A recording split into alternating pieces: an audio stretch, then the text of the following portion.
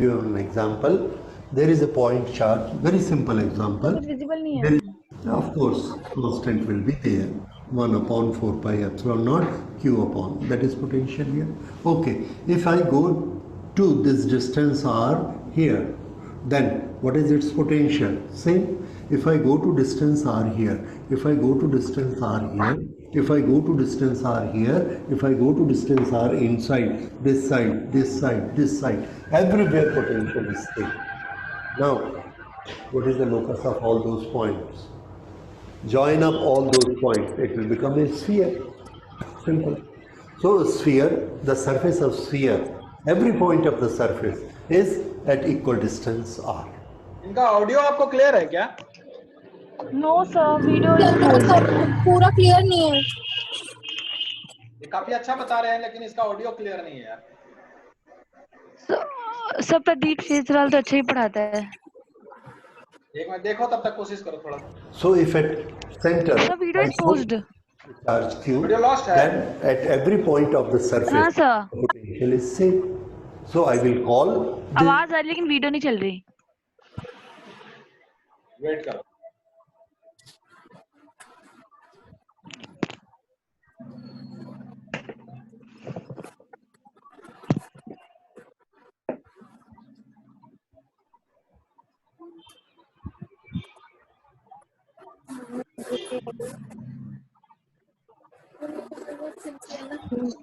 example I have shown you. आप video दिख रहा है? Yes, sir. Okay, equipotential surface is that imaginary surface on which at every point the potential is same. Coordinate कर लोगे, कोई दिक्कत नहीं है। Example, कहाँ चले गए? I have shown you just now, a charge is placed. This is equipotential surface. Now, these equipotential surface, is there only one for a charge or there are many? So answer is, if this is a point charge at this distance, all points are at the same distance, so everywhere the potential is same. But if I make a sphere here, for this also at every point the distance is same, so this is also an equipotential surface. This is also an equipotential surface, and in this way this is also an equipotential surface. All these are equipotential surface. So at any time a large number of equipotential surfaces can exist. So, to make it simple, to make it short, from the word equipotential surface, we cut out surface, make it silent, and all these will be known as equipotentials. This we have made a noun. This is now equipotentials. These are equipotentials. And if you make it larger and larger and larger, this will go like this, this. The curvature will keep becoming less. And if you go far away, then what is the shape you are going to get? This. Finally, you will find for a very small these two appear to be parallel lines. So maybe at much a distance we will find two equipotentials which are parallel to each other. Here also they are parallel to each other, but they are curved. Here, if we come far away, they may become parallel. So these equipotentials, correct? These are equipotential, correct? So equipotential is a surface at every point potential is same. Now some characteristics related to equipotential. Here, what is the direction of electric field? Answer, this is the direction of electric field, radially outward. And this is spherical. What is the angle between them? This is a right angle. So electric field and equipotential, they are always at right angle to each other. This is one thing we remember, most important. That is equipotential and electric field are at right angle to each other. Okay, so this shows that if at any place we know the direction of electric field, this is the direction of electric field. So what should be the direction of equipotential? Normal to this. This is the equipotential direction, and if I talk about surface, then this surface is equipotential surface because this is electric field and this is at right angle to it. So equipotential are always at right angle to electric field, and this helps us to find the direction of equipotential. Vice versa, electric field is always at right angle to equipotential. If equipotential lines are given to us, if I say this is equipotential, what is the direction of electric field? So direction of electric field, normal, normal, normal, this, normal, normal, normal, this. This is the electric field, radially outward or that way. Okay, now another very important thing, if this is center, what is the potential at this point V1 and potential at this point V2? Which is a larger potential?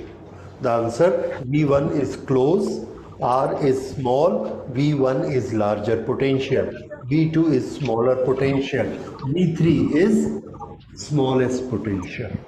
What is the direction of electric field? The electric field is always directed from higher potential to lower potential. Remember, electric field always directed from higher potential to lower potential. This we have done earlier. This I am repeating again. Okay. So equipotentials and electric field are at right angle to each other. This is one very important principle. Other, the direction of electric field is from higher potential to lower potential, and it will be normal to the two. This is how we get the electric field. Then third and the most important thing which is asked about equipotential surfaces. If we carry a charge, okay, third and the most important thing about equipotential surfaces, if a charge is carried, this is an equipotential surface.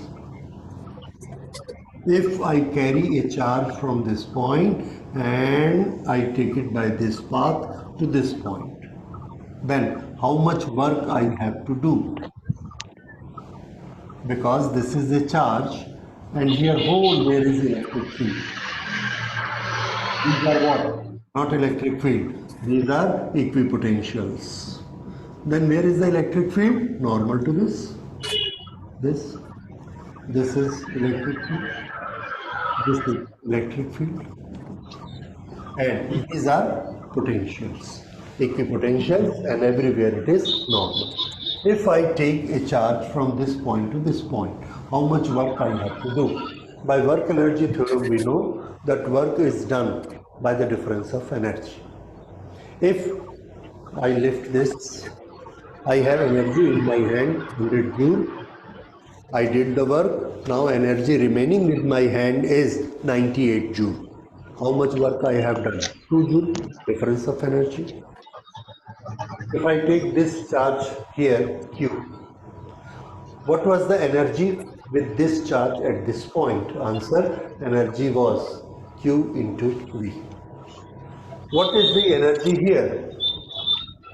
Energy here is again Q into V2, and this was V1. But these 2 points are located at the same equipotential. So V1 and V2 are having same value.